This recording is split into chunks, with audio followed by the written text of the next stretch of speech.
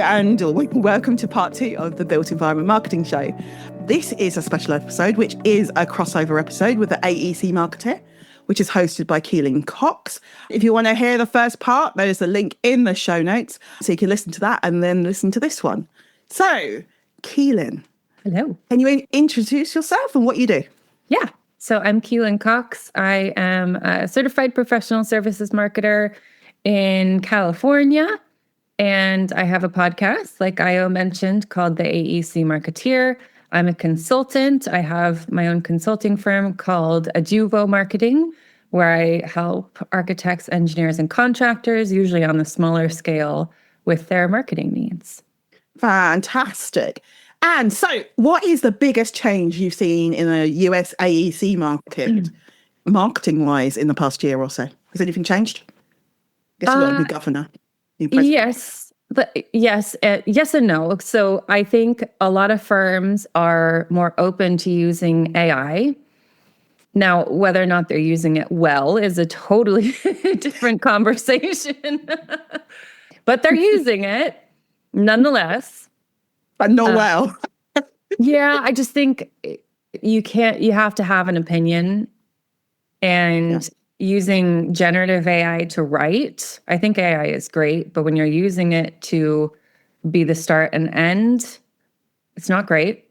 And you can tell, even like, I write with M dashes. We talked about this. Like, just because there's an M dash doesn't mean it's now automatically crap, but it's like a lot of the pieces that I read are so obviously AI because they don't take a stance. They don't have an opinion. Yeah. Which I think is what's needed. But that is a trend that I've seen is there's a lot more blogs out there.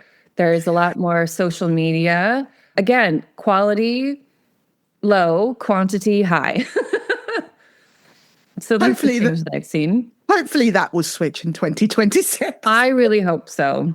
Because that's the thing, isn't it? And you use AI, but use it wisely. Use it for ideas. Use it to, I guess, embellish what you're doing. Use it for facts and figures. But actually, if you're going to use it for copy, it's like you need to kind of feed it a lot of content, even if you just speak into your phone with your ideas. Yeah. You know what I mean? It's like you can use it, but then make sure you do some editing afterwards, or else it is very obvious. Yeah. Or like use it to crunch data, like use it to inform your writing, not to be your writing. Or if you have a bunch of ideas, have it come up with an outline for you. So then you can write to an outline. And, like I love putting transcripts into it and saying like, pick out some quotes that talk about this. So then I can sort of write to something that speaks to that quote because I had the conversation myself. I know what happened. I know if it's, a true quote. Like let it help, but don't let it do everything. That is a very good point. Okay, so as you had a game in your part, I've never done a game on my podcast, but that was my first time too. No, we are actually making our podcast fun. There you go.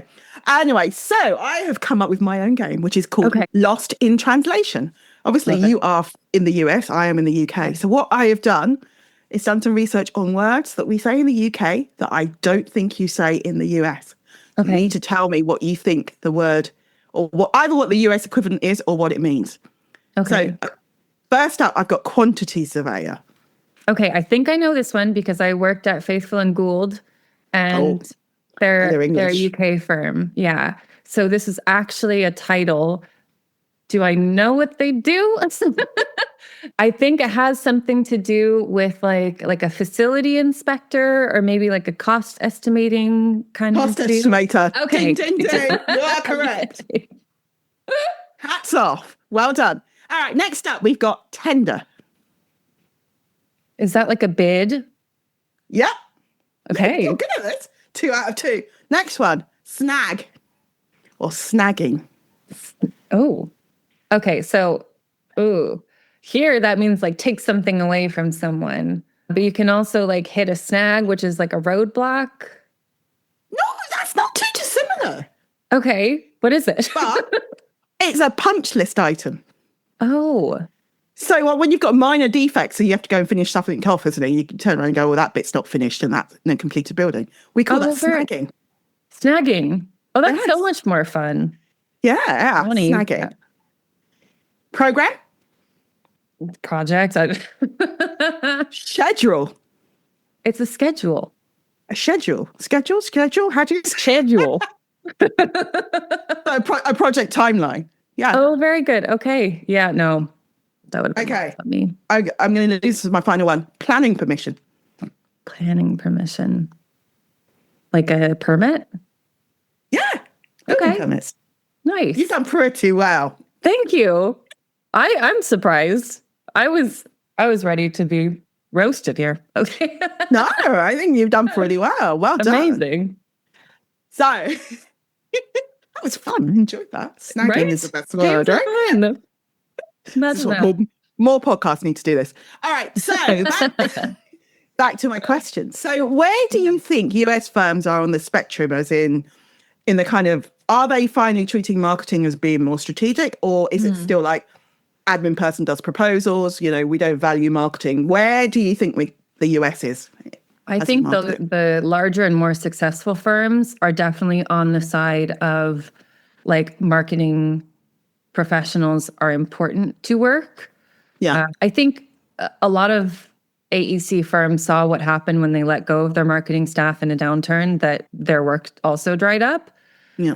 However, with the smaller firms that usually like sub out, where they're not like the prime contractor, you would see a lot more admin staff doing the work of a marketer, and probably not doing it super well.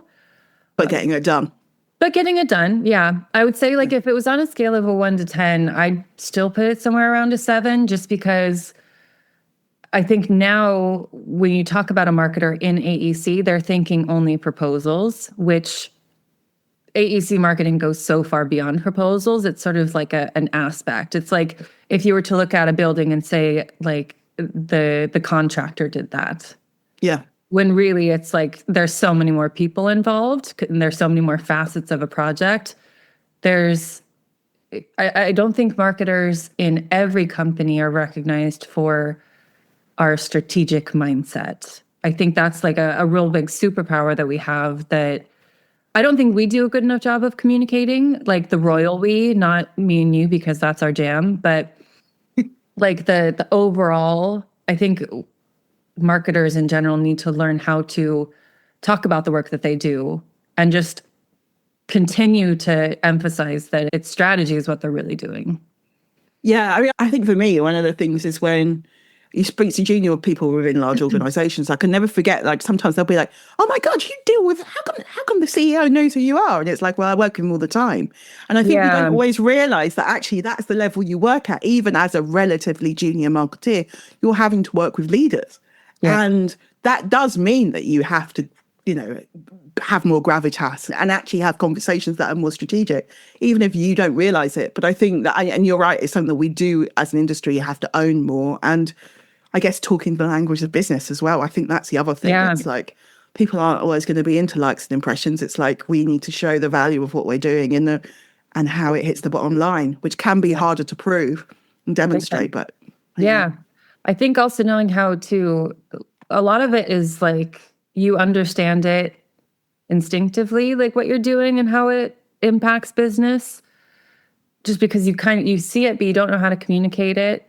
Yeah. And I think being able to show that, when you have a social media post that ties back to a blog, you can see the location of the people who are reading that blog. And if it's a blog about quantity surveying, then you know that you need to, that like someone in this area needs to know about quantity surveying. And now you have your BD person say, okay, which of our clients are in that general area? Now that I'm sure that's a little bit more difficult in London, but we have like a lot of cities that are spread out.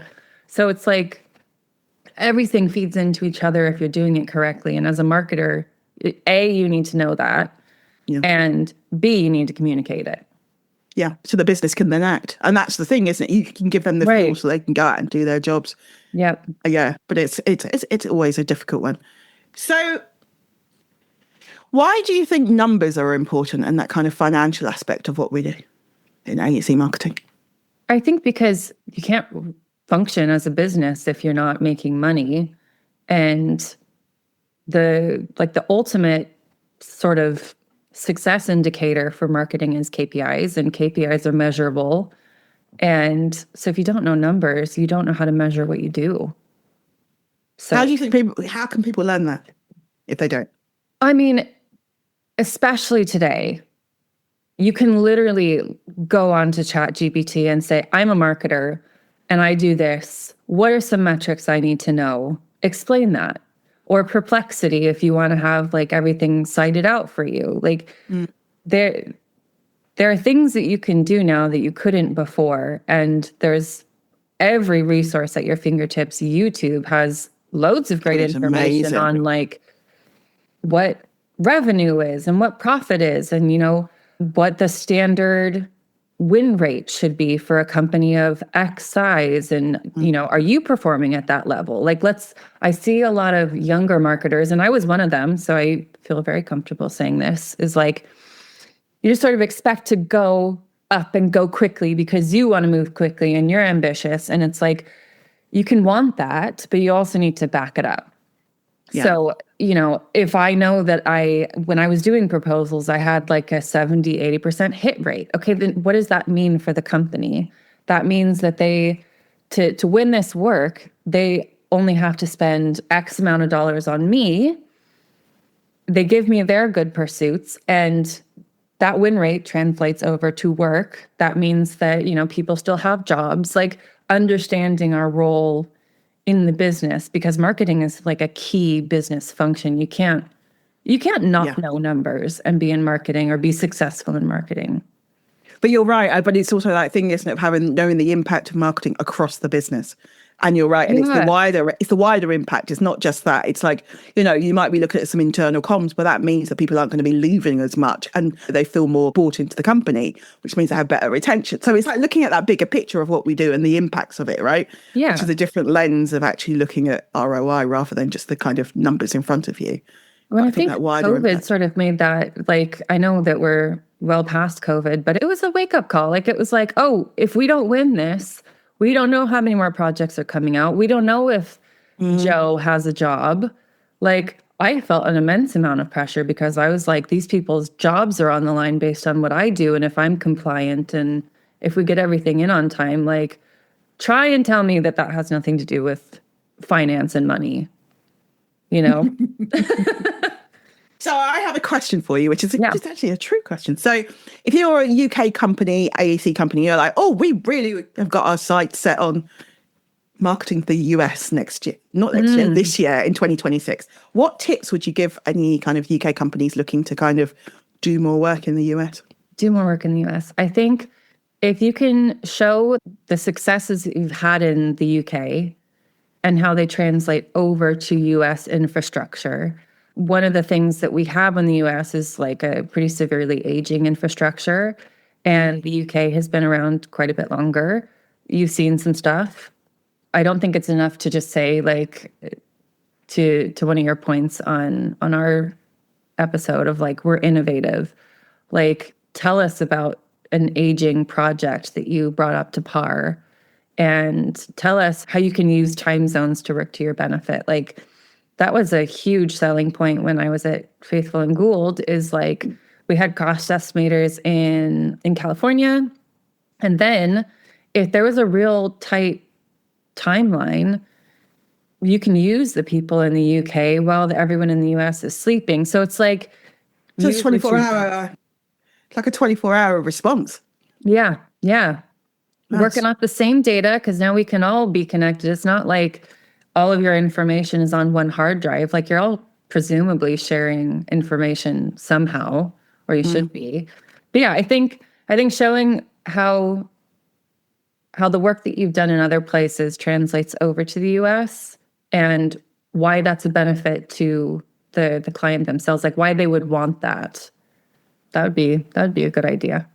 I think the other thing for me is just the sheer size of the US. I think we don't always realize that. It's like, huge. Like California is huge on its own. Yeah. Like, there are companies that only work in California. I think, like, even though conceptually, I also know that the US is very big. I had to fly out to Boston for a weekend, and I was like, yeah, I'll be there in like, what, 3 hours, 3 time zones, like 3 hours, no problem. It was 6 hours. And I was like, oh shit. That's far. Exactly. Yeah, like far. It's same like, distance to get from Boston to Ireland as it is to get from Boston to California. And I was like, my God. Yeah. And I think for me, that's the one thing I know. When I actually had a year when I worked for an education technology company, and we did a lot of business for the US, and it was just like, even when you're just like New York State, you're like, this is massive. And you start to understand, and you start to understand how each kind of, even just these states, or like, you know, how they all break down, and you're like, this is a really big market. And I think, I think that kind of thing of, you know, look at some characteristics and look at which bit of the market you want to target and really hone in on that, I think, and just be realistic about what you can do. Yeah, pick a spot. Pick a spot. Pick it. And pick an area that actually needs the services that you provide. Like, there are some states that will not work with companies that don't have an office, like a physical office location where they are. So like, places in Ohio, I know, won't work with any company that doesn't have an actual office building, to a point where if you want to break into that market, like if there's a really big project coming up, it is worth signing a lease to have an office somewhere near that public agency or client as a means of just like having an address that is their address and their postcode, their zip code. Postcode and zip code, that's another one that's different. Yeah. I still don't understand. Like, my husband's from Ireland, and I like the air codes. Like, zip codes make far more sense to me, but you have to like specify the state and then the zip codes. Then the number. Yeah. Yeah, I can see how it'd be confusing. Question on the Ohio thing. Would they say that publicly, that they would do that? Or is that just for people in the know? Some of them would. Really? Yeah, some of the like public agencies sometimes will put in the bid like physical office location in state required. They won't actually say that you need to be in the city, but they will say you need to be in the state. Oh, that's so interesting. Yeah. And like with engineers and architects, I don't know if it works the same for contractors, but you have to get, each state has its own licensing. So like you can be a licensed California engineer, but not work anywhere else. Yeah. So like if you want to be able to sign plans, you have, like, let's say for a project in Texas, you have to become registered in Texas. And that's like a non-negotiable. Oh, wow. Or you couldn't partner with somebody who's based there, or you could? You could, but like you wouldn't be able to sign plans or documentation. You could do some of the work, but you wouldn't be the be-all, end-all. Yeah. So yeah, if you want to go to the US, you need to do some research, basically. Yeah. It's a lot, though, isn't it? And I think that's really interesting. Like, some of that I didn't know before. So thank you for that. Yeah, I've learned a lot. And and like I said, thank you so much for coming on to my show this time. And yeah, if you want to listen to the other episode, I'll put the link in the show notes. Perfect. Thank you. Thank you. Thank you for listening. Take care.